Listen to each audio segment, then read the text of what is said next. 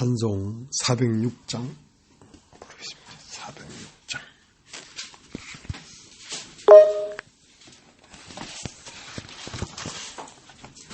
고난 내 영혼 편히 쉴 곳과 음란이로도 안전한 폭풍까지도 다스리시는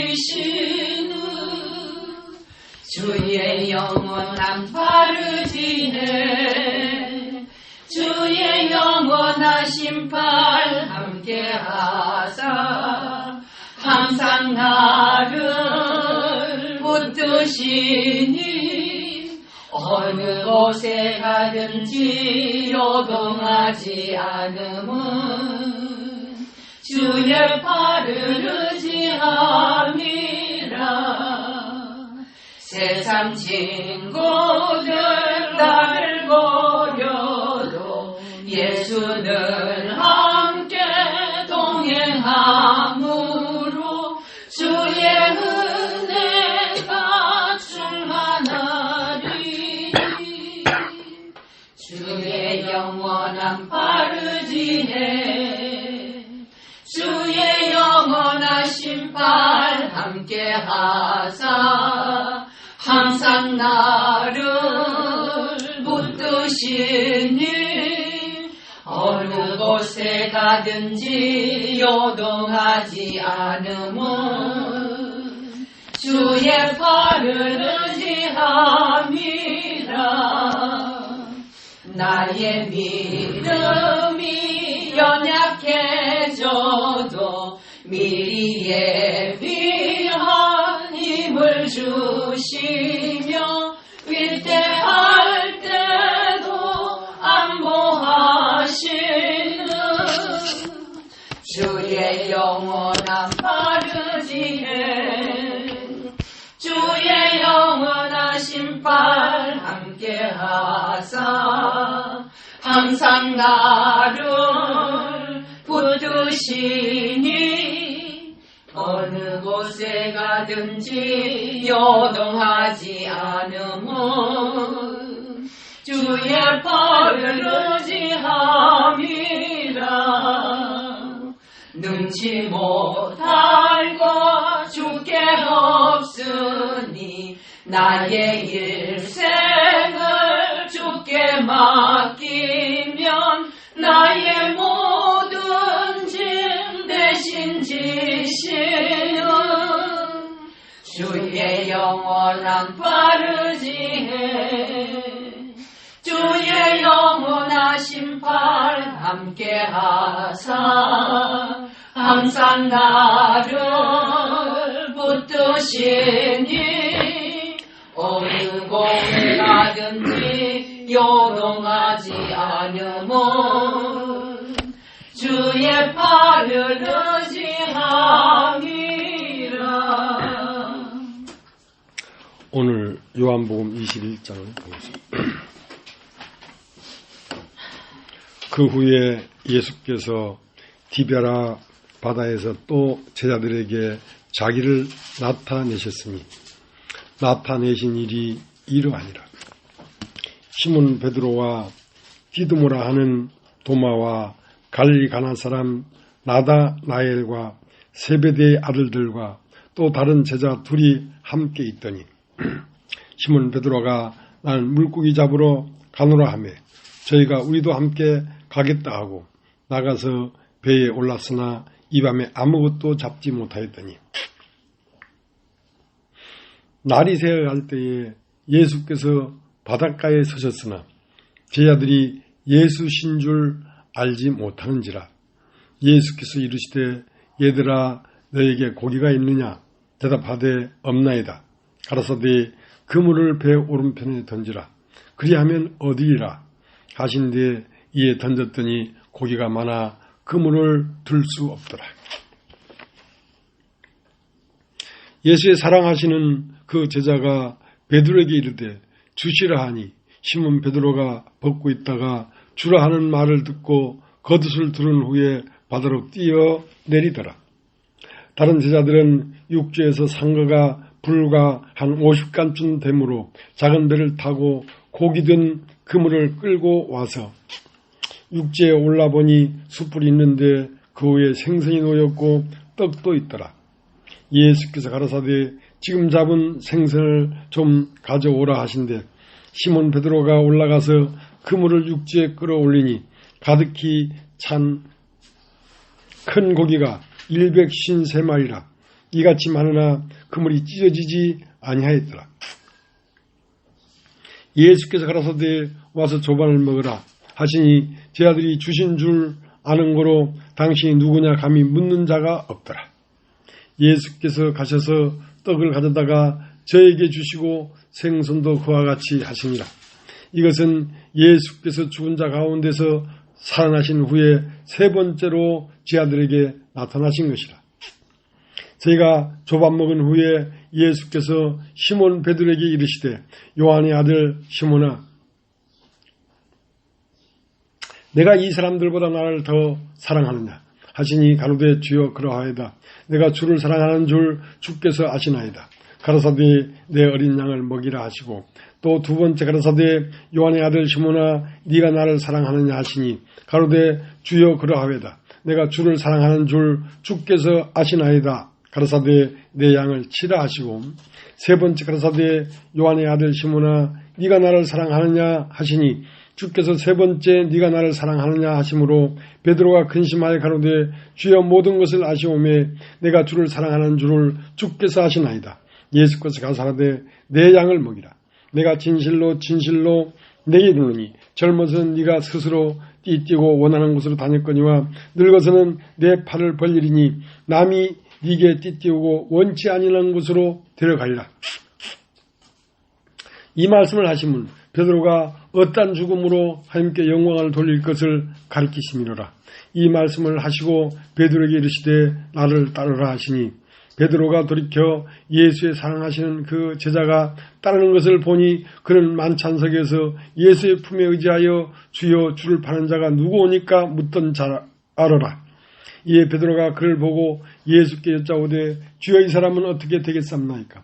예수께서 가라사대 내가 올 때까지 그를 머물게 하고자 할지라도 내게 무슨 상관이냐 너는 나를 따르라 하시더라. 이 말씀이 형제들에게 나가서 그 제자는 죽지 아니하겠다 하였으나 예수의 말씀은 그가 죽지 않겠다 하신 것이 아니라 내가 올 때까지 그를 머물게 하고자 할지라도 내게 무슨 상관이냐 하신 것이로라. 이를 증거하고 이 일을 기록한 제자가 이 사람이라. 우리는 그의 증거가 참인 줄 아노라. 예수의 행하신 일이 이 외에도 많으니 만일 낱낱이 기록한다면 이 세상이라도 이 기록한 책을 두기에 부족할 줄 아노라.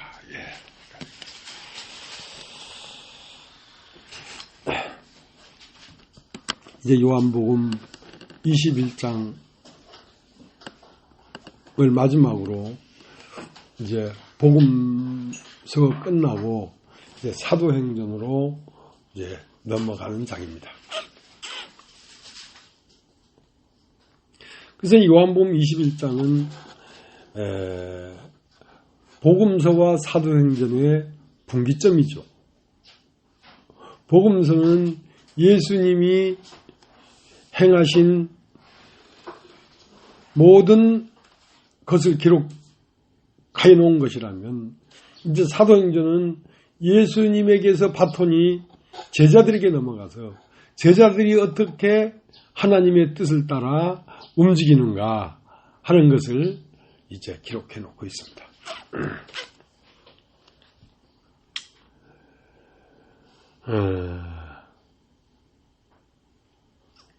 그다음에 요한복음 21장까지는 그리스도께서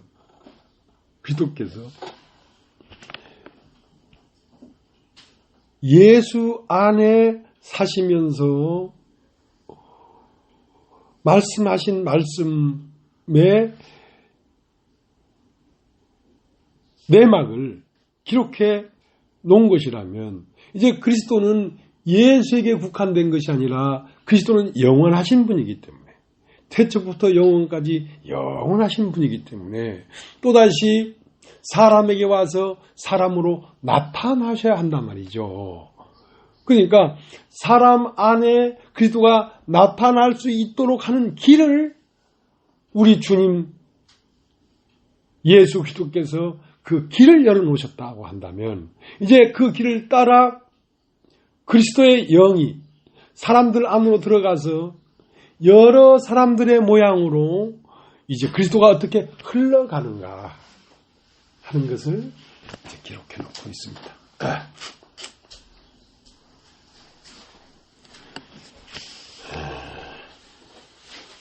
예수님은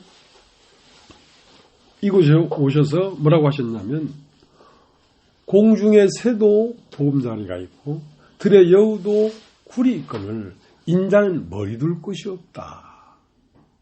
그러니까 예수님은 머리인데 머리 둘 곳이 어디냐면 몸이란 말이죠. 몸이 없다는 것입니다. 그래서 예수님은 지금 마태복음, 마가복음, 누가복음, 요한복음 복음서를 향함을 통해서 어떻게 몸이 만들어지는가 하는 그 몸이 만들어지는 이치를 기록해 놓고 있는 거죠. 예.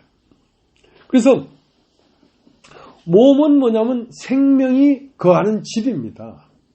몸이 없으면 생명이 있어도 표현될 수가 없으니까 몸은 생명이 표현되는 표현체란 말이죠. 근데 하나님은 사람을 만들 때에 우리가 우리의 영상을 따라 우리의 모양대로 사람을 만들자 하시고 남자와 여자를 창조했단 말이죠. 남자는 머리고 여자는 몸인데 그러니까 천지를 창조했단 말이죠. 천은 머리고 지는 몸이니까. 근데 이제 그렇게 하나님은 영이시기 때문에 표현체가 없으면 하나님은 계시지만 없는 거와 마찬가지예요. 그래서 하나님은 반드시 뭐가 있어야 되냐면 형상과 모양이 있어야 돼요. 그러니까 우리가 우리의 형상을 따라 우리의 모양대로 사람을 만들자 하시고 사람을 만들었는데 그 사람은 무엇이냐면 하나님이 거하실 수 있는 몸이란 말이죠. 그 몸이 없이는 하나님은 계셔도 표현될 수가 없어요. 어떤 분인지 알 수가 없어요. 그래서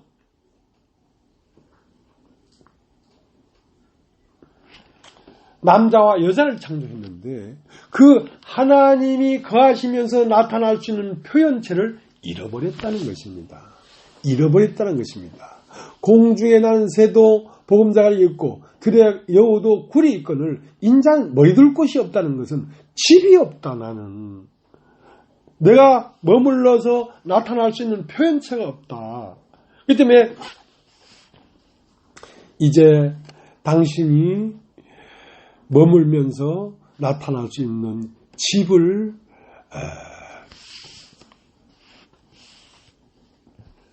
만드시는 일을 지금 마치고 그 집이 어떻게 계속 이어져 가는가 하는 것을 이제 요한복음 21장 이후에 사도행전을 통해서 이제 사도행전이라는 것은 사도행전 1장서부터 28장까지 성경에 기록되어 있지만 사실은 사도행전은 끝이 없어요. 지금도 계속 사도행전은 계속 쓰여지고 있는 중입니다.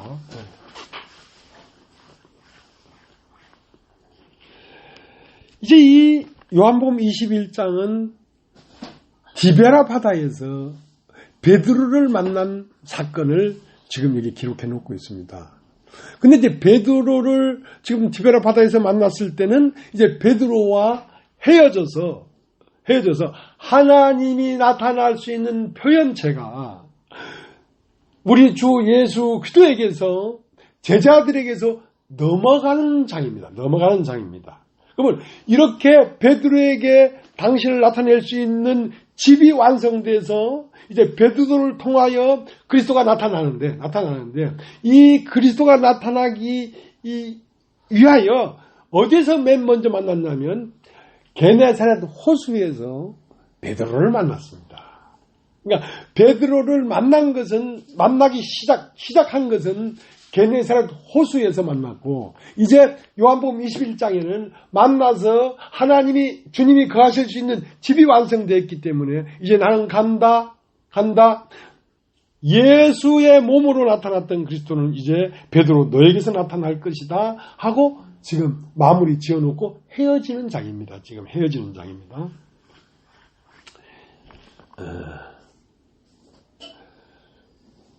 물론 예수님은 베드로를 아셨죠. 베드로를 미리 아셨기 때문에 베드로를 취해서 베드로에게 어떤 창조의 역사를 일으킨 다음에 베드로 안에 거하시려고 하셨겠죠. 사람이 그리스도를 만나서 어떤 과정을 거쳐서 그리스도가 그 사람 안에 살면서 나타나기까지 그 시작은 어디냐면 누가복음 5장입니다. 누가복음 5장. 누가복음 5장에는 뭐라고 했냐면 깊은 데로 그물을 내려라 하는 거였고, 지금 깊은 데로 그물을 내려라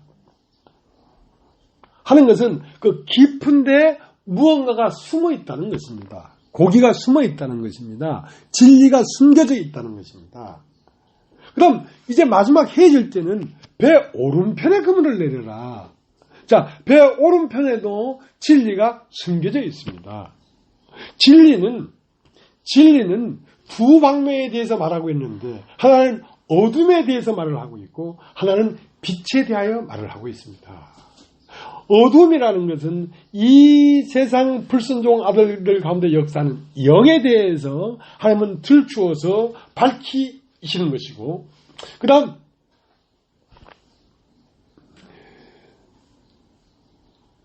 빛은 뭐냐면 성령, 그리스도가 어떻게 사람들 안으로 들어와서 행하시는가 하는 문제를 그 두 개를 다 조명해 놓은 것이 진리입니다. 그 때문에 누가복음 5장의 깊은 데에서 그물을 내리라 하는 것은 육신 안에 깊이 숨겨진 것이 진리로 말미암아 잡혀져야 된다는 것입니다. 고기를 많이 잡았다는 것은 사람 속 깊은 곳에 숨겨져 있는 어떠함을 들춰낸다는 것입니다. 그것은 육신입니다. 육신 안에 무엇이 숨겨져 있다는 것이죠. 베드로 시몬이라고 하는 사람 그 육신의 깊은 곳에 그물을 내려라. 깊은 데 그물을 내리면 무엇이 드러나냐면 악한 죄가 들춰진다는 것이죠. 그러니까 많은 사람들이 예수를 만났다고 하면서 예수는 어떤 상태에서 만나냐면 죄인일 때 예수를 만나는 것입니다. 내가 죄인인 상태에서 예수를 만나지 아니한 것은 참으로 만남이 시작된 게 아닙니다. 뭐 방언을 했다든지 환상을 봤다든지 병 고침을 받았든지 그것은 예수를 실제적으로 만나기 시작한 게 아닙니다. 예수를 만나는 건 반드시 죄인으로서 만나야 됩니다. 그럼 죄인으로서 예수를 만나지 않으면 만남이 시작되지 않았다니까요. 그러니까 그게 올바른 길로 갈 수가 없어요. 정확한 진리의 어떠함을 알아낼 수가 없어요. 혼돈스럽다니까 그것은.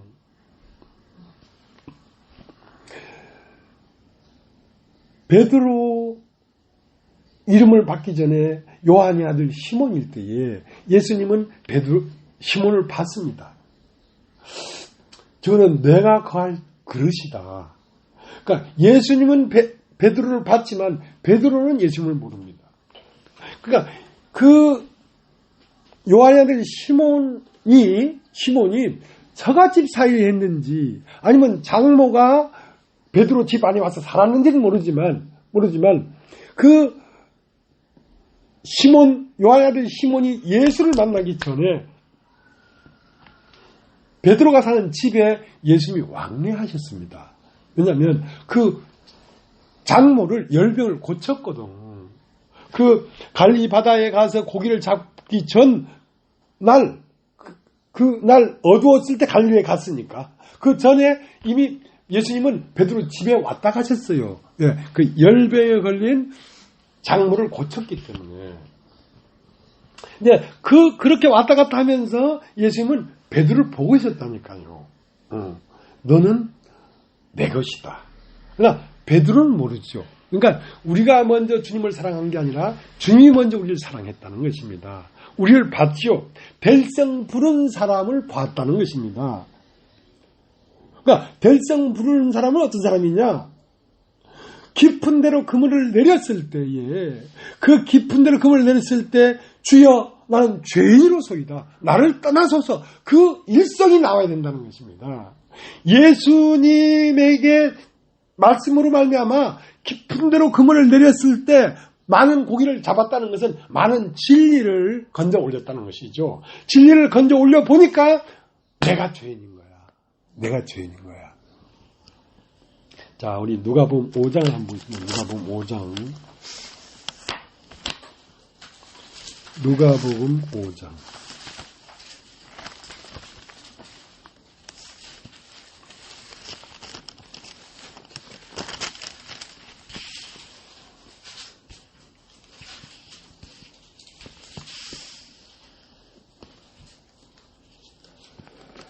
일절 제가 읽겠습니다.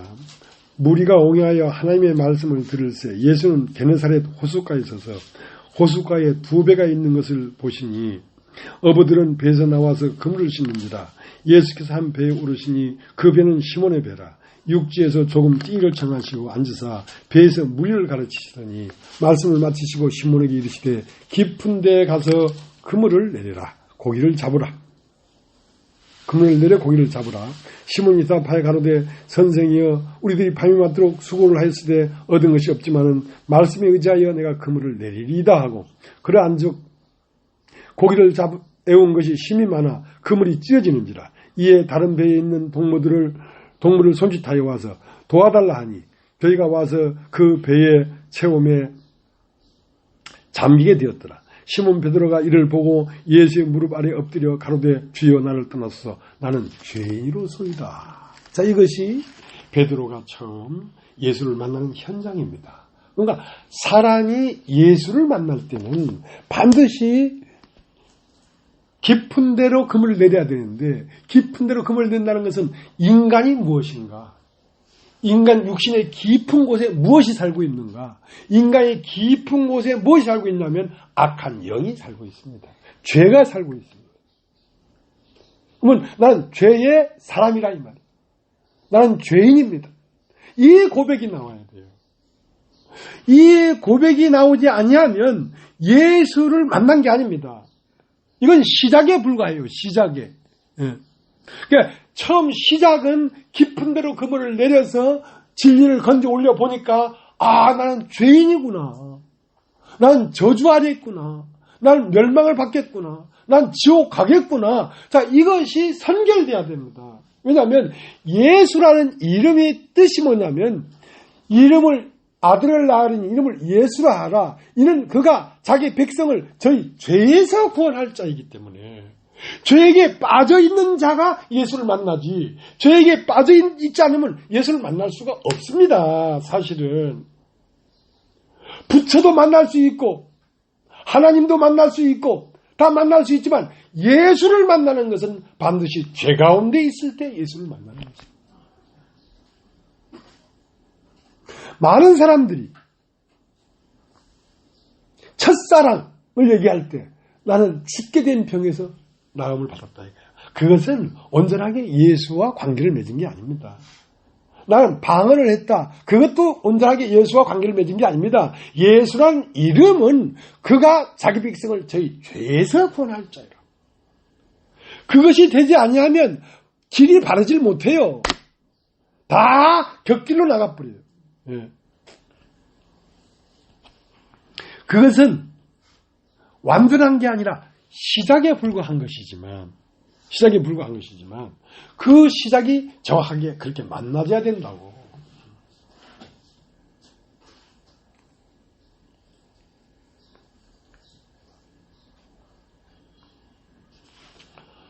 오늘 찬송에 푸른 바다 나서니 몸.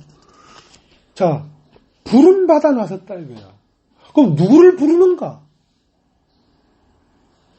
자, 우리 로마서 8장을 한번 로마서 8장을 오늘 요한복음 21장을 마지막으로 복음서를 마치면서 이제 이 복음이 좀 이렇게 우리가 다 알고 있는 것이지만 좀 정립이 돼야 되겠다는 생각이 들어서 이렇게 말을 하는 겁니다. 로마서 8장 29절 28절부터 있습니다. 우리가 알거니와 하나님을 사랑하는 자, 곧 그 뜻대로 부르심을 입은 자들에게는 모든 것이 합력해 선을 이룬다. 하나님이 미리 아신 자들로 또한 그 아들의 형상을 본받게 하기 위하여 미리 정하셨으니 이는 그로 많은 형제 중에서 맏아들이 되게 하려 하십니다. 30절 또 미리 정하신 그들을 또한 부르시고 부르신 그들을 의롭다 하시고 의롭다 하신 그들을 또한 영화롭게 하셨느니라. 자, 미리 정한 자를 부른단 말이에요. 부르시고 부르신 그들을 의롭다 하시고 의롭다 한 그들을 영화롭게 했단 말이에요. 그러면 미리 정한 자를 불렀는데 누구를 불렀냐면 베드로를 불렀단 말이에요. 주여 나는 죄인이로소이다. 나를 떠나서서 하니까 너는 나를 따르라. 그러니까 자기의 모든 걸 버리고 쫓아갔다는 것은 육신에 속한 나의 모든 것을 버리고 쫓아갔다는 것입니다. 그러면 미리 정한 자를 부르시고 부르신 것들을 의롭다 하시고 하는 그 의롭다는 건 뭐냐면 비우시고입니다. 비우시고. 자, 베드로를 나를 따라오너라 하고 따르니까 무슨 일을 먼저 했냐면 베드로를 비우는 일을 먼저 했어요. 그것을 의롭다 하시고요. 의롭다 하시고. 사람이 비워져야 의로운 거예요. 왜냐하면 채워진 것은 죄니까. 의롭다 하시고 영화롭게 했다는 말은 채워졌다. 예수님으로 채워졌다. 의로운 것은 먼저 들어와 채워졌던 그 육신을 비우는 것이 의로워지는 것이고, 그럼 영화롭게 하는 것은 비워진 자리에 그리스도로 채워지는 것을 영화롭게 한단 말입니다. 그러면 미리 정한 자를 부르시고, 자, 부르시고 할 때 부르는 걸 뭘 불렀냐면 누가복음 5장을 다시 가겠습니다. 누가복음 5장. 반드시 이러한 노선을 따라 부름을 입어야 되고 의롭다함을 받아야 되고 영화롭게 되는 것입니다. 누가복음 5장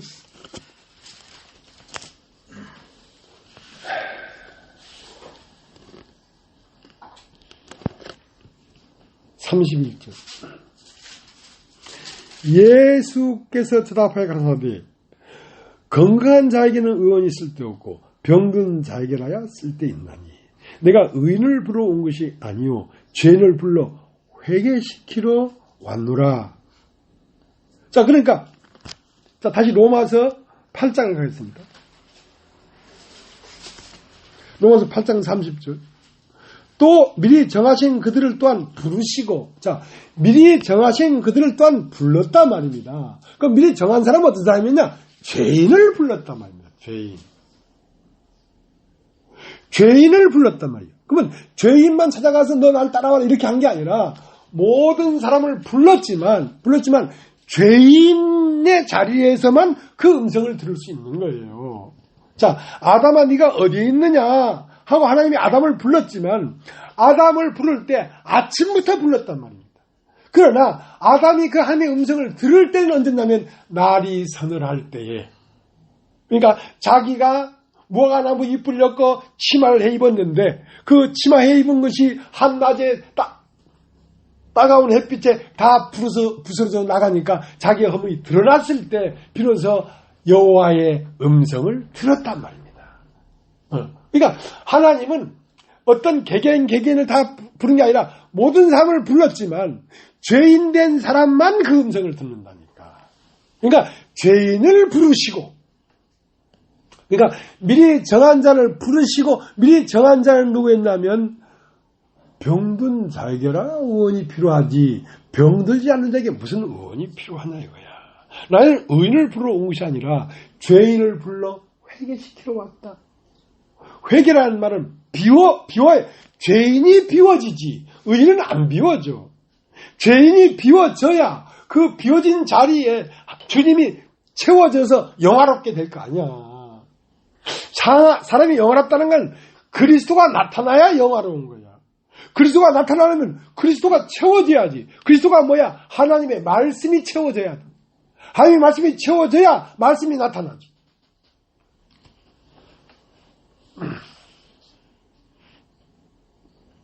미리 정하신 그들을 또한 부르시고 부르신 그들을 의롭다 하시고 의롭다 하신 그들을 또한 영화롭게 하셨느니라. 자, 그 전에 이제 29절에 뭐라고 되어 있냐면 로마서 8장 29절 하나님이 미리 아신 자들로 또한 그 아들의 형상을 본받게 하기 위하여 미리 정하셨으니 이는 그로 많은 형제 중에서 맏아들이 되게 하려 하십니다. 자, 맏아들이라는 것은 머리입니다. 머리. 그 많은 형제들을 불렀다는 것은 그 많은 형제들은 몸이 되는 것입니다. 몸이 되는 것입니다. 그러니까 머리로 시작해서 몸으로 흐른단 말이죠. 자, 예수라고 하는 베들레헴에서 태어난 그 한 사람 안에 오셔서 하나님은 사람 안에서 사람은 하나님 안에서 그리스도가 된다 라는 말은 무슨 말이냐면 사람이 곧 하나님이 나타나신 그리스도다 이 말이야. 그러니까 하나님은 어디 멀리 있지 않고 사람으로 나타난 것이 하나님이다 이거야. 왜? 우리의 형상을 따라 우리의 모양대로 사람을 만들자 했기 때문에 사람에게서 하나님이 나타나야지 사람이지. 자, 그것이 맨 처음 시작된 것이 예수에게서 시작됐단 말입니다. 그걸 뭐라고 해? 자, 그렇게 시작된 그 놀라운 진리가 이제 많은 형제들을 거치면서 계속 나타나야 된다는 거지. 그러니까 많은 형제들을 예수 그리스도로 말미암아 불러서 많은 형제들이 예수와 똑같은 그리스도들로 이 땅에 영원토록 그리스도가 사람으로 말미암아 계속해서 이어져서 계속 영원히 흘러갈 수 있도록 하는 그 하나님의 계획이 시작이 어디냐면 예수로 시작됐단 말입니다. 그러니까 지금 요한복음 21장에는 비로소 하나님 마음 안에 감춰져 흐르던 진리가 드디어 사람들 눈에 나타나기 시작했단 말이에요. 드디어 터치고 나왔단 말입니다. 지하로 계속 흐르던 물이 샘이 돼서 터치고 나왔다 이 말입니다.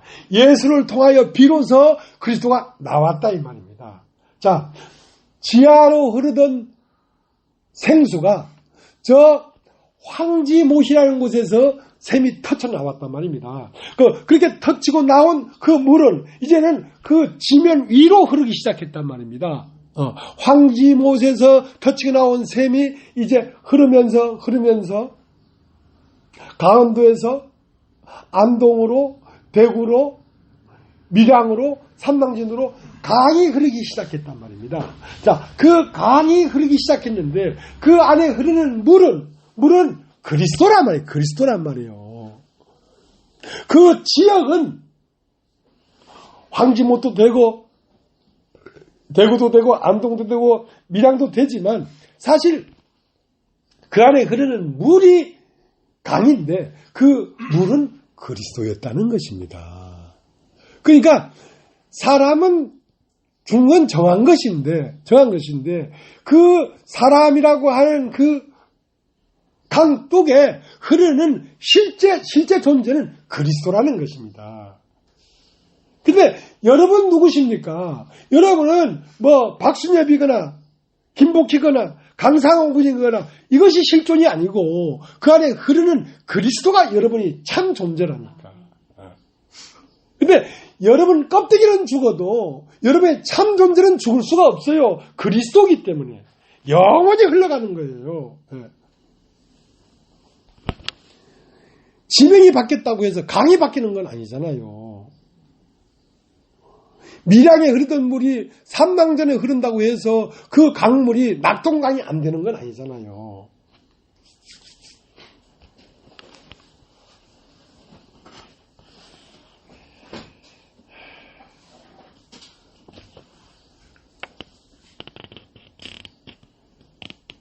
근데 이제 이렇게 주님에게 부름을 받은 베드로가 긴 과정을 거쳐서 어디에 이르렀냐면 요한복음 21장에 드디어 오늘 이르는 것입니다. 요한복음 21장에는 깊은 데로 금을 내려라 했을 땐 처음 만났을 때고, 이제 과정을 다 거치고 나니까 배 오른편에 금을 내려라. 그러니까 배 오른편에, 너 오른편에 누가 있냐면 영이, 하나님의 영이 거하셔. 이제 한낱 죄인에게서 이제 그리스도가 된 것입니다. 베드로는 그렇게 깊게 예수의 운명과 한 운명이 될 거라는 걸 생각 못했겠지요.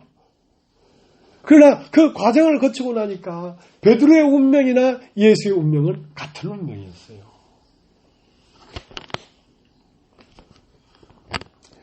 우리 할머니는 이제 그때 당시에 그 교회의 예배를 보고 하는 그 사람들의 흐르는 그 흐름이 어떤 건지는 모르겠지만, 아주 옛날에 이제 그 우리 마을에 이런 기아집이 교회였어요. 기아집의 예배당이었어요. 난 거기 한번 그 예배당에 한 2번인가 3번 가봤는데 그렇게 가고 싶었어. 왜 가고 싶었냐면 그 예배당 댕기는 그 여학생이 다 예뻐. 내 눈엔 다 예뻐. 그러니까 막 거기 가고 싶은데 이 더러운 놈이 손발이 털 달린 놈이 짐승 같은 놈이 그 들어가는 게 난 진짜 너무 죄를 짓는 것 같아서 못 들어가서 그런데 그렇게 들어가고 싶었어.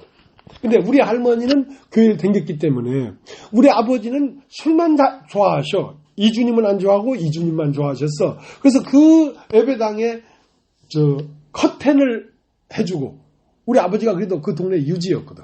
하고 풍금도 예배당에 사주고. 근데 교회는 안 나가. 당신의 어머니가 교회를 댕기니까.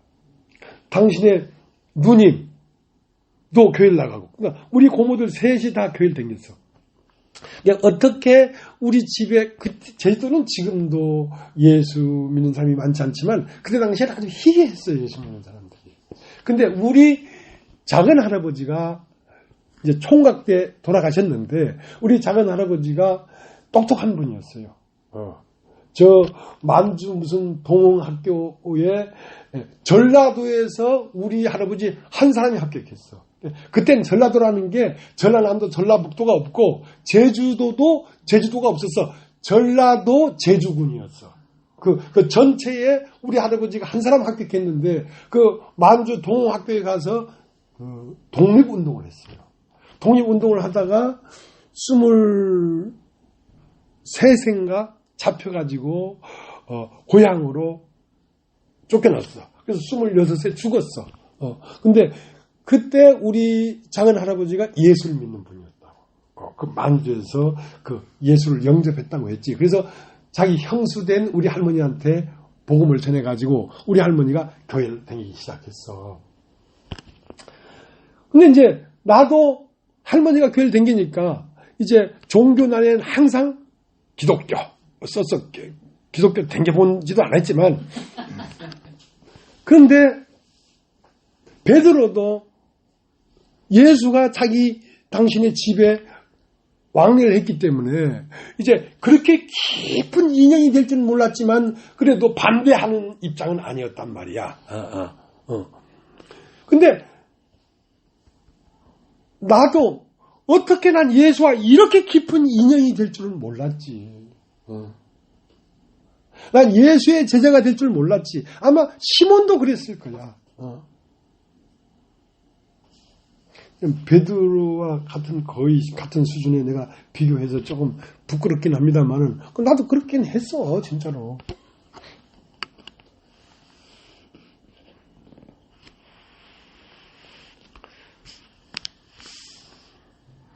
그래서 오늘 읽은 이 성경에 디베레 바다에 예수님이 3번째 나타났다.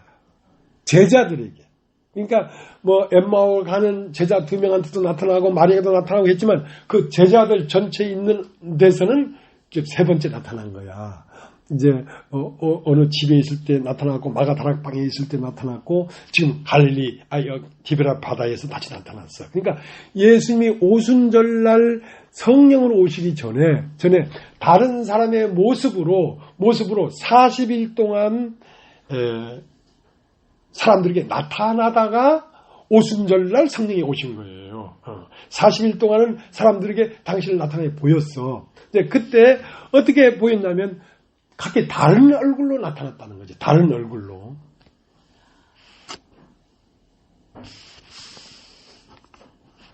그러가다가 이제 사도행전 2장에 비로소 베드로에게 성령이 오신 거지요.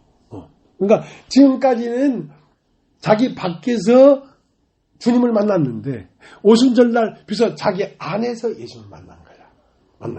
근데 그 시작은 죄인으로부터 죄인일 때 예수를 만난 그 만남이 결국 성령이 임재하기까지 이어진 거예요.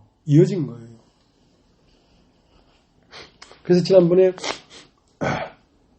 우리 이제 이종원 목사님이 죄사함은 그러니까 이제 우리를 만나기 전에 이제 기쁜 선교회나 이런 데서 죄사함에 대해서 막 얘기를 하니까 그럼 죄사함을 어떻게 받는 건가? 그게 알아보고 싶다고 나한테 그걸 얘기해달라고 그래서 여기 앉아가지고 얘기를 했거든. 근데 그렇게 해서 얘기한다고 죄사함이 되는 게 아니란 말이야.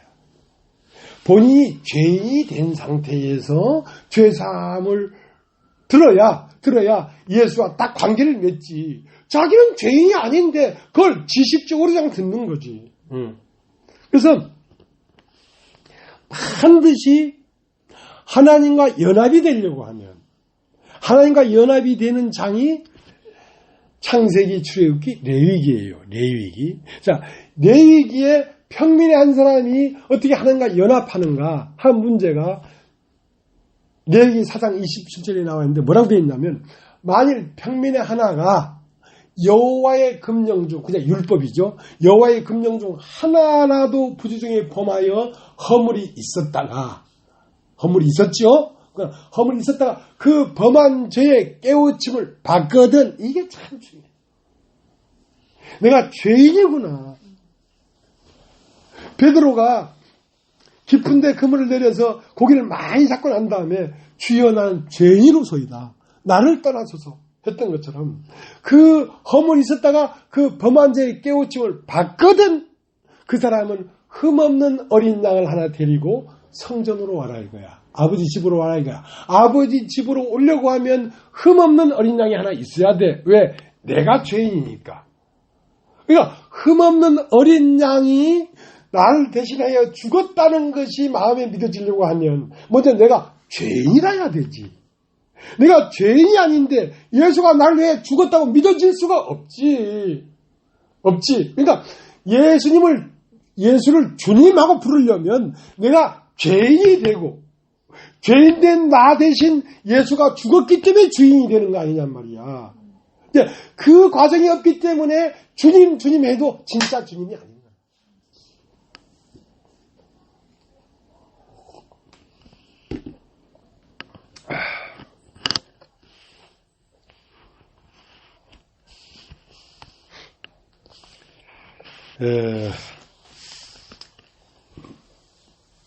주님은 항상 세상 끝에 나타나십니다. 세상 끝에 나타나십니다.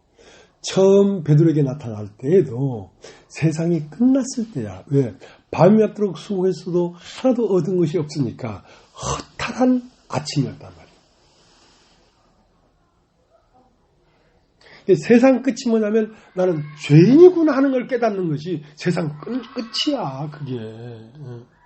세상 끝에 나타나십니다. 그리고 항상 우리의 삶 가운데서도 주님이 나타날 때가 있습니다. 주님은 항상 나의 방법 끝에 나타나십니다. 나의 능력 끝에 나타나십니다.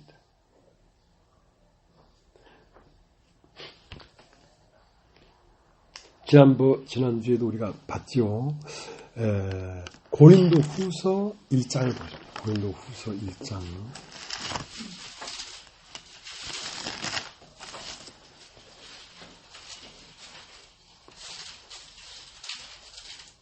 1장 8절. 형제들아, 우리가 아시아에서 당한 환난을 너희가 알지 못하기를 원치 아니하노니 힘에 지나도록 심한 고생을 받아 살 소망까지 끊어지고 우리 마음에 사형선고를 받은 줄 알았으니 이는 우리로 자기를 의뢰하지 말고 오직 죽은 자를 다시 살리시는 하나님만 의뢰하게 하십니다. 그가 이같이 큰 사망에서 우리를 건지셨고 또 건지시리라. 또한 이후에라도 건지시기를 그를 의지하여 바라노라. 자, 우리 주님은 우리를 구원하시는 분입니다. 그러니까 한 번 죄에서 딱 건졌다고 끝나는 게 아니라 일생 동안 우리를 건지시는 분입니다. 우리의 방법이 끝났을 때 우리를 건지시고 우리의 삶이 끝났다고 했을 때 우리를 건지시고 사형 선고를 받았을 때 우리를 건지시고 암에 걸려서 죽음 앞에 있을 때 우리를 다시 살리시고 그렇게 일생 동안 우리를 건지시는 분입니다. 근데 일생 동안 우리를 건지시는데 항상 그분이 나타나는 걸 우리가 감지할 때는 어떠냐면 내 방법이 끝났을 때 내가 절망 중에 있을 때에 주님은 다시 나타납니다. 나타날 뿐 아니라 이렇게 상황 가운데서 사형 선고를 받은 그때에도 우리를 건지셨다 그분이 하고 앞으로도 그렇게 건지실 것을 바라고 또 건지실 것이다. 그러니까 그분은 왜 여러분의 주님이시냐면 여러분이 일생 동안 사는 동안에 어떤 경우라도 여러분을 건지시기 때문에 여러분의 주님이신 것입니다. 예.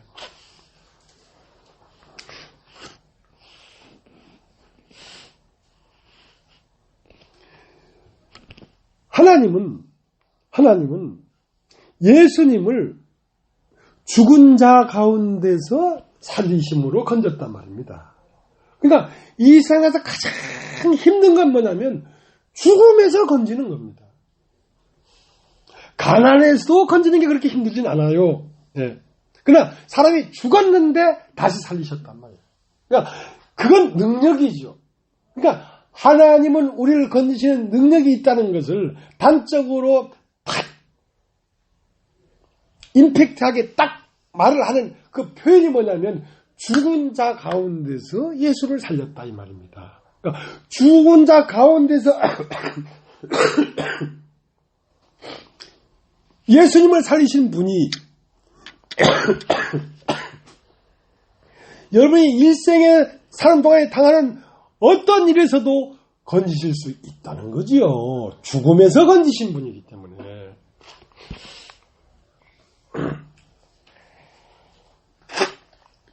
자, 요한복음 21장을 다시 가겠습니다.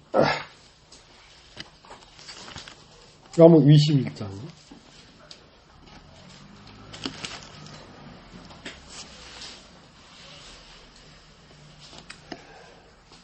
18절.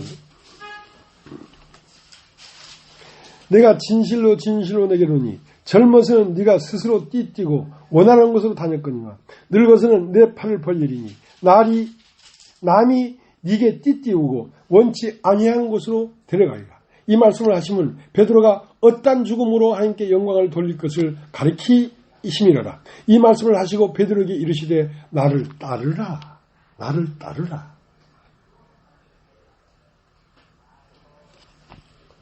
이제 베드로는 누가복음 5장에서 깊은 데로 그물을 내려라.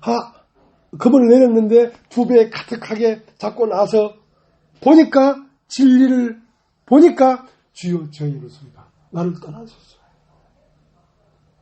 그랬는데 이제 미리 정한 자를 부르신 그들을 의롭다 하시고 의롭다 한 그를 영화롭게 했다는 것은 그 주님과 같이 베드로도 십자가에 못 박혀 죽고 부활해야지 영화롭게 되는 것이지. 그걸 통과하지 않고는 영화롭게 될 수가 없기 때문에 그러면 이제 나를 따르라 할 때 나를 따르라 내가 너를 사람 낚는 어부가 되게 하리라 나를 따르라 이제 너에게서 나를 나타내리라 이런 문제가 아니란 말입니다.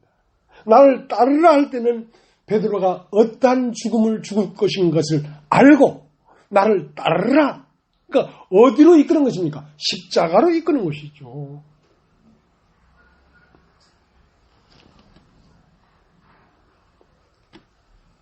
여러분이 정말 그리스도인이라면 여러분 이렇게 하나님의 영광을 나타낼 것입니다. 어떻게? 죽고 부활해서. 나를 따르라. 이렇게 말을 하는 것은 베드로가 어떠한 죽음을 죽은 것을 알고 나를 따르라 하는 것은 이제 네가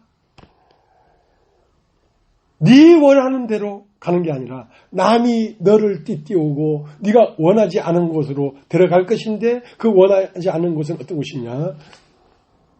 하나님을 이 놀라운 복음을 위하여 네가 너의 주인 그리스도처럼 예수처럼 너도 그렇게 못 박혀 죽을 것이다 이거야. 거길 따라오라는 거야. 따라오라는 거야. 근데 따르라 할 때는 겉으로 볼 때는 내가 이제 마지막 사람들에게 끌려가서 맞아 죽든지 못 박혀 죽든지 하나님의 뜻 안에서 내가 죽음 당했구나. 자, 거기가 종점이 아니라 거기에서도 너를 살릴 것이다 이 말입니다. 나를 따르라 하는 것은 이제 네가 다시 살 것이다 이거야. 그 말 이해되십니까? 바울이 그 간증을 했잖아요. 사형 선고를 받은 줄 알았는데 그 사형 선고를 받은 그 자리에서도 우리를 건지셨다 하고 앞으로도 건질 것이다 이거죠. 자, 우리의 삶 가운데 우리가 죽음에 내어줄 때가 있습니다. 꼭 십자가에 못 박혀 죽는 이 목숨, 이 육체의 목숨이 끝나는 그것만이 죽음이 아니라 이 상 살아가는 동안에 여러 모양의 죽음이 우리에게 있습니다. 그 죽을 때마다 주님은 우리를 다시 건지시고 우리를 부활하게 할 것입니다. 이것이 우리의 길이에요. 이것이 영광스러운 길이에요. 그러니까 세상 사람들이 바라는 것과 다른 것이죠. 예.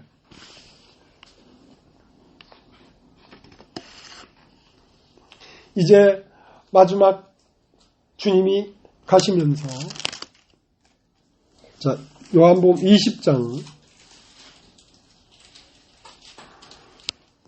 19절 이날 곧 안식 후 첫날 저녁 때에 제 아들이 유대인들을 두려워하여 모인 곳에 문들을 닫았더니 예수께서 오사 가운데 서서 가라사대 너에게 평강이 있을지어다. 이 말씀을 하시고 손과 옆구리를 보이시니 제 아들이 주를 보고 기뻐하더라. 예수께서 또 가라사대 너에게 평강이 있을지어다. 아버지께서 나를 보내신 것 같이 나도 너희를 보내노라. 이 말씀을 하시고 저희를 향하여 숨을 내쉬며 가라사대 성령을 받으라. 너희가 네 죄든지 사하면 사해질 것이요 네 죄든지 그대로 두면 그대로 있으리라. 그러니까 예수님이 이 땅에 왔을 때에 중풍병자를 데려왔어. 중풍병자를. 그러니까 지붕을 뜯어서 그 사람을 달아내렸어. 그러니까 소자야 네 죄상을 받았느니라. 그러니까 아이고 저가 누구길래 죄를 사하는 거. 그러니까 인자가 죄를 사하는 권세가 있다. 죄를 사하는 권세가 있다는 것은 인자는 죽음에서 건지는 권세가 있다. 더 이상 죽음이 없는 세계로 너를 데려가는 권세가 있다. 그러면서 이제 제 아들에게 너희가 네 죄든지 사하면 사줄 것이요 그대로 두면 그냥 있습니다. 그러니까 죄를 사는 권세가 지금 누구에게로 옮겨가고 있냐면 제자들에게로 옮겨가고 있단 말입니다. 그러니까 제자들에게로 죄를 사는 권세가 옮겨갔다는 것은 그리스도의 삶이 시작됐다는 것입니다. 제자들의 삶이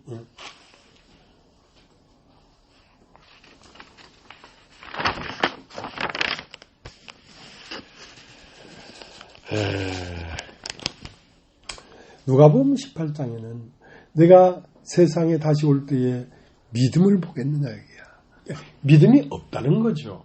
믿음이 없다는 거죠. 믿음이라는 건 뭐냐면 믿음 할 때 믿음이라는 것은 영접하는 것입니다. 영접. 자, 나를 믿는 자 곧 나를 영접하는 자에게는 하나님의 아들의 권세를 준다고 그랬잖아요. 그러니까 믿는다는 것은 예수의 운명과 나의 운명은 한 운명이다. 이렇게 받아들이는 거란 말입니다. 그래서 그 운명을 내 운명으로 받아들이는 거란 말입니다. 그걸 영접한다 그래요.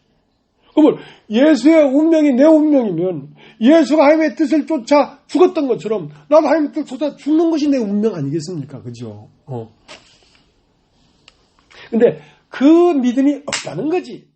내가 세상에 올 때에 세상에서 믿음을 보겠느냐 이거예요. 병 낫는 믿음도 있고 방언하는 믿음도 있고 다 있는데 예수의 운명이 내 운명이다 이렇게 받아들이는 믿음이 없다는 거지. 그 믿음이 없다는 거지. 이제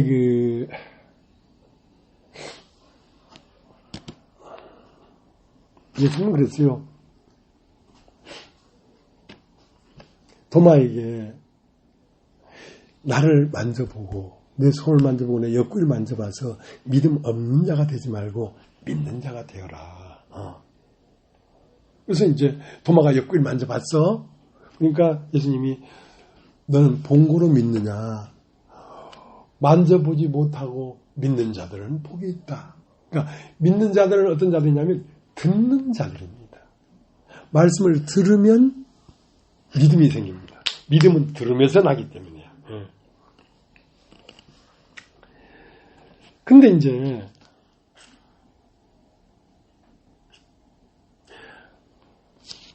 예수의 운명이 나의 운명이라고 영접하지 않고 여전히 이름은 예수를 영접했다고 하면서 누구의 운명을 살기를 원하냐면 아담의 운명을 살려고 해. 먹음직하고 보암직하고 저렇게 탐스럽게 보이고 세상에서 잘 되기를 원하는 마음으로 살아간단 말입니다.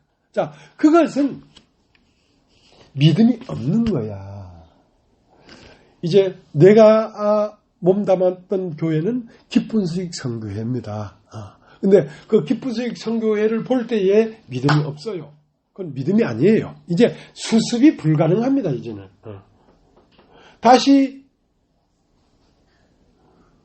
죽는 믿음이 없잖아요. 육신이 사는 믿음만 있지. 그리고 내가 다녔던 교회가 대구교회라는 데야. 이현래 목사님 그 교회야. 그거 내가 8개월 다녔어. 근데 처음 그거 봤을 때 지금 생각해 보니까 그 이현래 목사님이 이제 이분은 예수를 믿는 분은 아니야. 이분은 좀 철학자 비슷한 분이야. 하고 불교도 섭렵했고 여호와 증인도 섭렵했고 했는데 이분은 그 자기 안에 무엇을 갖다 붙였냐면 지방교회 워치만니 지방교회 워치만니와 위트니스 리의 사상을 완전히 섭렵을 했어. 난 몰랐는데 나중에 그러니까 그분의 설교가 95% 이상이 위트니스 리의 그 라이프 스타디를 인용한다고 하더라고. 근데 이제 이분은 그 워치만니나 위트니스 리는 그래도 껍데기는 예수를 믿는다고 하면서 믿는 사람들인데 이현래 목사님은 예수를 믿는 사람이 아니에요. 이 사람은 내세를 인정하는 분이 아니에요. 사람은 죽으면 끝이지. 하나님의 아들 예수도 죽으니까 끝인데 뭐 사람이 죽고 다시 살 거라고 그렇게 생각하고 그런 욕망을 갖느냐 이거야. 자기는 진실한 사람이다 이거야. 그렇게 그 사상을 갖고 있어. 그러면서 말씀은 워치만이 계통의 말씀을 쭉 전하니까 우리처럼 이 생명의 맛을 본 사람은 그게 아니라는 걸 느끼지만 보통 사람은 못 느껴. 그거를 못 느껴. 절대 못 느껴. 왜? 천국이 없다 소리를 안 해. 내세가 없다 소리를 안 해. 그냥 속에서는 없어. 근데 한계가 있지. 이제 드디어 이제 80몇 돼가지고 이제 건강이 아주 안 좋아졌어요. 이제 오늘 내일 해. 근데 이제 이분의 입에서 나오는 말이 성령을 받는다는 게 뭐냐? 성령을 받는다는 게 뭐냐? 성령 받는 그런 길이 있으면 나한테 좀 가르쳐다오. 성령이 어떻게 오겠냐 이거야. 이게 노골적으로 말하기 시작했어. 그러니까 이분은 죄인이 안 돼. 죄인이 돼본 적이 없어. 쉽게 보면 그렇게 어려운 게 아니다. 부모를 공경하는 게 뭐 그렇게 어려운 일이냐. 지키면 다 지킬 수 있지. 늘 그렇게 말하시는 분이야. 그러니까 드디어 자기의 정체가 다 드러나는 거지. 그러니까 일상 종교가 다 정체가 드러나는 거야. 기쁜색 성교회도 믿음이 아니고 대옥교회도 믿음이 아니야. 그러니까 내가 세상에 올 때 믿음을 보겠느냐 이거야. 그러니까 믿음을 가진 자가 없다는 거야.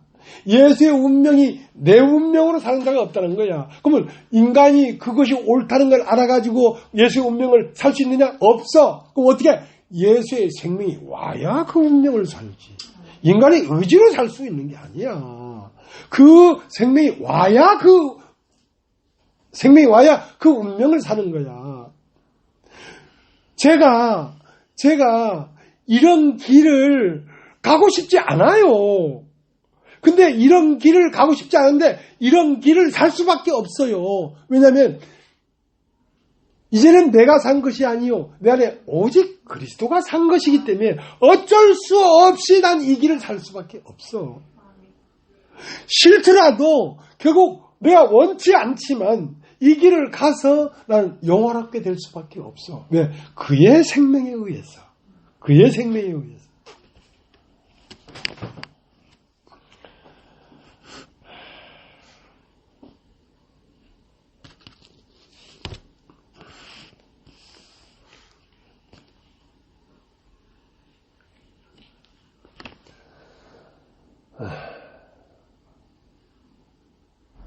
믿는 자가 되라. 믿는 자가 되라.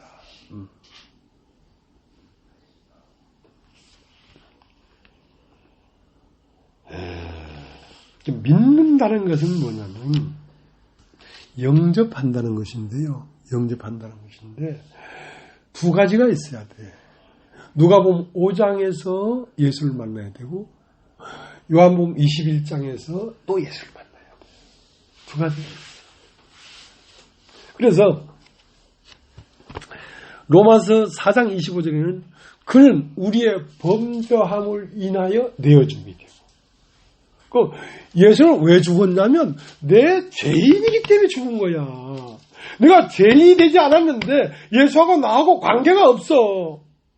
예수는 우리의 범죄함을 인하여 내어줌이 되고 우리를 의롭다 하기 위해 살아나셨느니란 말은 그 살아난다는 말은 뭔 말이냐면 부활한단 말입니다. 예수님이 어디서 부활하냐?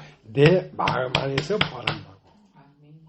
그러니까 예수는 우리의 범죄함을 위하여 내어줌이 되고 우리를 의롭다 하기 위하여 살아나는데 내 안에서 예수가 살아나지 않냐면 나는 의로운 사람이 아니야. 예수가 없으면 의로운 자가 아니야. 그래서 믿는 것은 영접하는 것인데 영접하는 것은 뭐냐면 고린도후서 13장 5절에 너희 안에 그리스도께서 계신 줄을 알지 못하느냐? 그러면 버리운 자다 이 말이야. 그러니까 어떻게 사람 안에 성령이 오냐는 거지. 이열래 목사는. 그러니까 성경을 전혀 모르는 거야 이분은. 고린도후서 13장 5절에 뭐라고 돼 있어? 너희 안에 그리스도께서 계신 걸 알지 못하느냐 이거야. 너 말고 말이야. 너 말고 네 안에 또 다른 존재가 온 걸 알지 못하느냐 이거야. 그럼 넌 버리운 자라겠어. 하고 에베소 3장 17절은 뭐냐면 우리가 믿음으로 그리스도께서 우리 안에 계시게 하옵시고. 자, 우리가 믿음을 가지면 그리스도가 우리 안에 계시게 된다 이 말이야. 그러니까 믿는다는 건 뭐냐? 영접한다는 거지. 예수의 운명이 나의 운명이구나 하고 영접한다는 것은 성령이 임한다는 거지. 성령이 임하면 성령이 내 안에 계신 줄을 알지 못하느냐? 그럼 넌 버리운 자라. 그러니까 성경을 몰라도 너무 모르기 때문에 그걸 자신 있게 그렇게 대국교회 사랑방에 그렇게 써놓은 거야. 그러니까 사람은 죽으면 끝이다. 뭐 또 사는 게 어디 있어. 그러니까 거기에 30년, 40년 댕긴 사람이 남기정이라는 의사가 있어. 그 딸이 자살을 했어. 왜 자살을 했냐면 이제 대국교를 댕기니까 그 사귀던 남자가 장로교 신자야. 근데 대국교 이단이라고 하면서 이 아가씨하고 절교를 했어. 그러니까 이 아가씨가 그걸 못 견뎌가지고 자살해버렸어.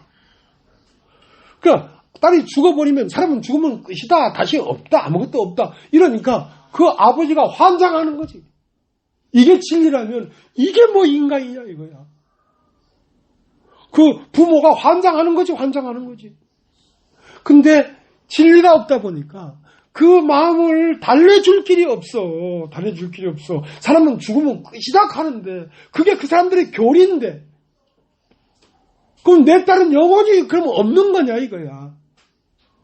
자, 그러한 교리 안에 있는데 그것은 인간의 숙제를 해결할 수 없는 거지. 절대로. 그러니까 끊임없이 정신병자가 나오는 거야. 왜? 사람은 원래 신에서 나왔기 때문에 신을 찾는데 신이란 건 없다 이래버리니까 헷갈려버리지. 근데 이제 비로소 사람들이 많이 떠나버리는가 봐. 왜? 그들은 그러한 10년, 20년 된 게도 그 이열래 목사의 사상이 그런 줄을 몰랐어. 이제 아는 거야. 이제 와서 아는 거야. 그러니까 다 떠나가 버리지. 그러니까 기쁜 수익 선교회나 대국교회나 종교라는 이 세계가 그렇다 이 말이야. 그렇다 이 말이야.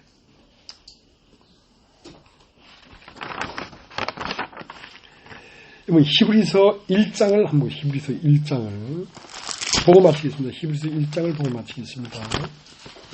히브리서 1장. 히브리서 1장. 읽기 전에 2장을 보겠습니다. 2장을. 2장 1절. 그러므로 모든 들은 것을 우리가 더욱 간절히 삼갈지니 혹 흘러 떠내릴까 염려하노라.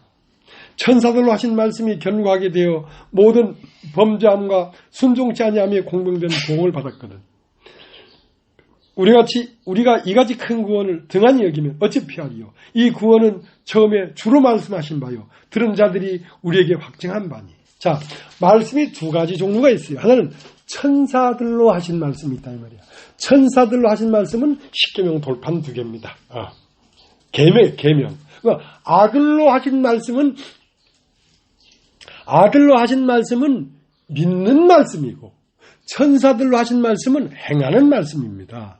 그러니까 천사들로 하신 말씀은 육체를 어렵게 만들려고 하는 것이고 아들로 하신 말씀은 우리의 영을 구원하려고 하는 것입니다. 그러니까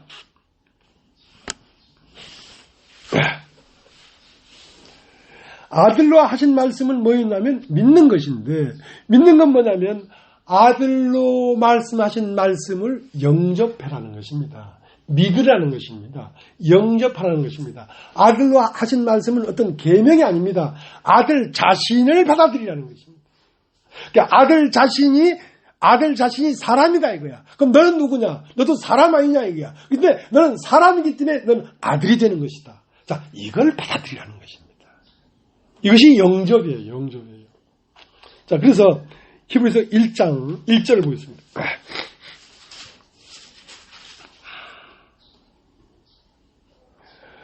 옛적의 선지자들로 여러 부분과 여러 모양으로 우리 조상들에게 말씀하신 하나님이 이 모든 날 마지막에 아들로 우리에게 말씀하셨으니 이 아들을 만유의 후사로 세우시고 또 저로 말미암아 모든 세계를 지으셨느니라. 이는 하나님의 영광의 광채시오 그 본체의 형상이시라. 그의 능력의 말씀으로 만물을 붙드시며 죄를 정결케 하는 일을 하시고 높은 곳에 계신 위엄의 우편에 앉으셨느니라. 저가 천사보다 얼만큼 뛰어남은 저보다 더욱 아름다운 이름을 기업으로 얻으심이니 하나님께서 어느 때 천사 중 누구에게 네가 내 아들이라 오늘날 내가 너를 낳았다 하셨으며 또다시 나는 그의 아버지가 되고 그는 내게 아들이 되리라 하셨느냐.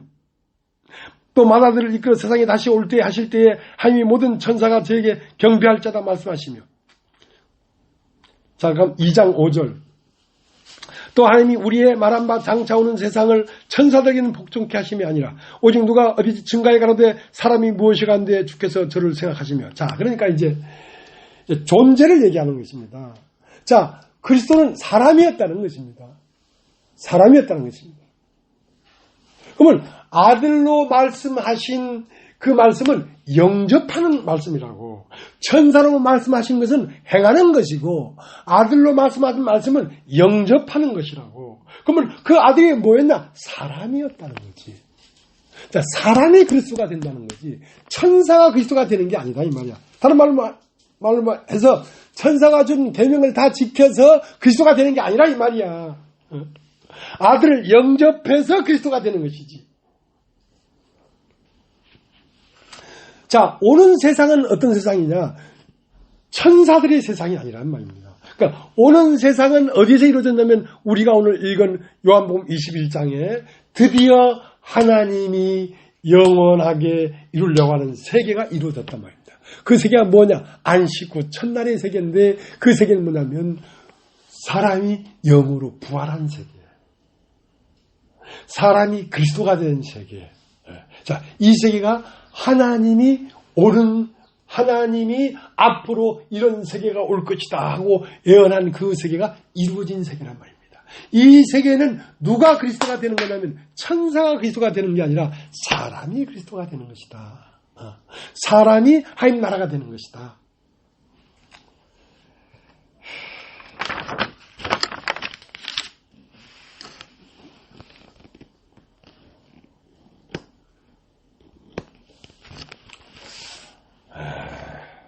그래서 이제 시간이 없기 때문에 줄여서 얘기를 하겠습니다.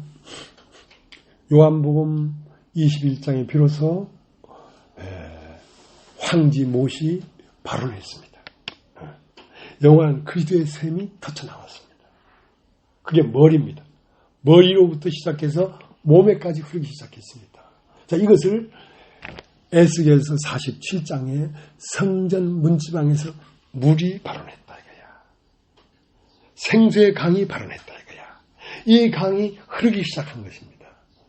이 강이 흘러서 베드로에게, 바울에게, 야고보에게 흘러 오늘 우리에게까지 흘러온 것입니다. 이게 생수의 강입니다. 자, 이것을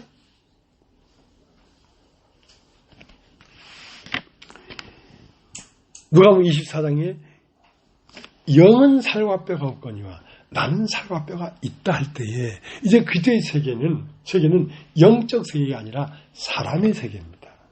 그러니까 그리스도는 사람 안으로 흐르기 시작했단 말입니다. 이 강이 사람 안으로 흐르기 시작했단 말입니다. 뼈와 살이 있는 사람이 그리스도란 말이에요. 뼈가 살이 있는 사람이 그리스도인데 이 사람 안으로 하나님이 흐르고 있다.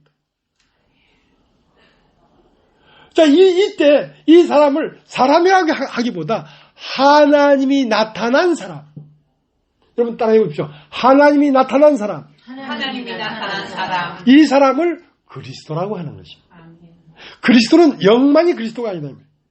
영은 살과 뼈가 없거니와 나는 있느니라 할 때에 나는 그리스도인데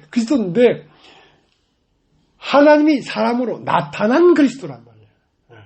그러니까 영만 있는 게 아니라 그러니까 오늘날 그리스도는 살과 뼈가 있는 사람이 그리스도지 그냥 영만 있는 것이 그리스도가 아니라니까. 이 세계로 흐르고 있다니까 지금. 그러면 우리의 참 존재가 사람이냐 신이냐 이거야. 처음은 사람 할 때 육신이 사람이었어요. 그때 깊은데 그물을 내려라 잡아보니까 육신의 사람으로는 죄인이더라 이거야. 그 안에 악한 영이 살더라 이거야. 근데 그 과정을 다 지나서 요한복음 21장에 배 오른편에 그물을 내리라 하고 딱 잡아보니까 거기는 사람의 우편, 사람의 영에 하나님이 거하시더라 이거야. 그러니까 하나님이 거하는 사람. 그러면 사람은 죽지. 그러니까 하나님이 거하는 사람을 그리스도라고 하는데 그 그리스도는 지금 육으로 나타나는 영이라고 해요. 영. 자, 이 그리스도는 영원히 죽지 않아. 왜? 이건 하나님이기 때문에. 그러니까 하나님이 살아가는 거예요. 하나님이 사람의 모양으로 살아가는 거예요. 그러니까 사람을 바꾸면서 계속 하나님이 살아가지요. 그때 우리의 존재를 사람에 두는 게 아니라 우리의 존재를 하나님에게 두는 것입니다. 실존은 하나님이라는 것입니다.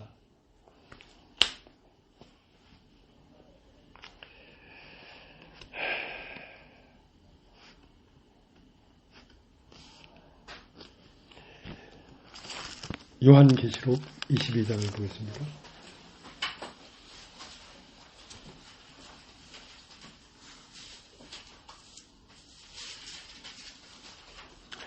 믿음은 바라는 것들의 실상이다 이거야. 이 성경에 기록된 어떤 장에서도 다 오늘날 실상에 나타난 것을 얘기하는 것입니다. 오늘 여기 있는 것을 말하는 것입니다.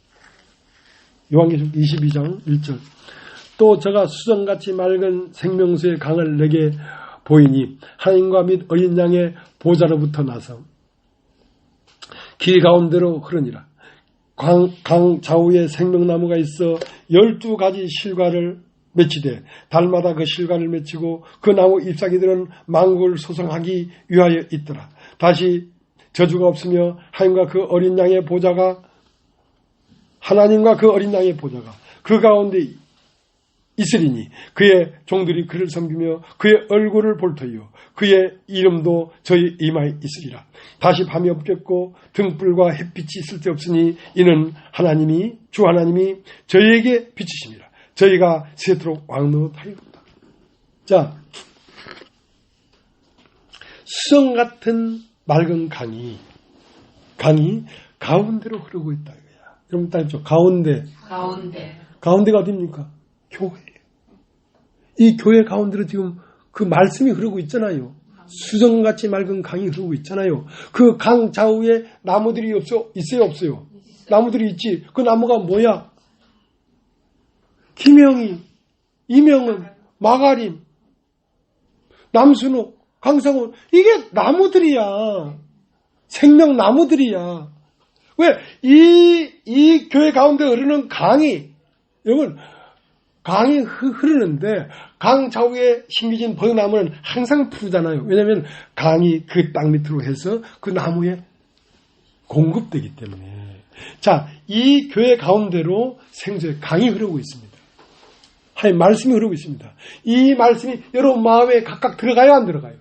들어가요. 들어가니까 여러분은 이 세상을 소성시키는 나무들이라고. 이 세상을 살리는 나무들이라고. 그러니까 이게 아주 막 심오하고 막 별천지가 아니라 오늘 우리들의 이야기예요. 요한계시록 22장이 우리들의 이야기예요.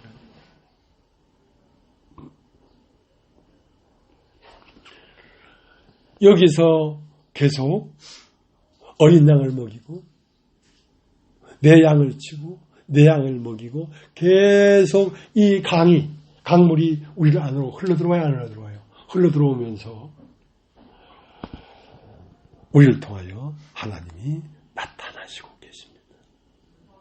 사람이 얼마나 신묘막측한 것인데 사람을 통하여 하나님이 나타나지 않으면 무엇을 통하여 나타난단 말입니까? 사람이 신비한 것입니다. 왜? 하나님이 나타나기 때문에. 하나님이 나타나지 않는 것이 아무것도 없지만 사람에게서 나타날 때에 온전하게 나타나는 거예요. 그걸 독생자라고 해요. 사람이 독생자예요. 강아지나 낙타나 사슴은 독생자가 아니에요. 그것은 그냥 하나님이 나타나는 것들이고 사람만이 온전하게 나타난 하나님의 독생자예요. 그래서 이제 이 사람들이 가는 곳마다 에스겔서 36장에는 골짜기에 마른 뼈들이 막 너부러져 있는 거야. 능히 저 뼈들이 살겠습니까?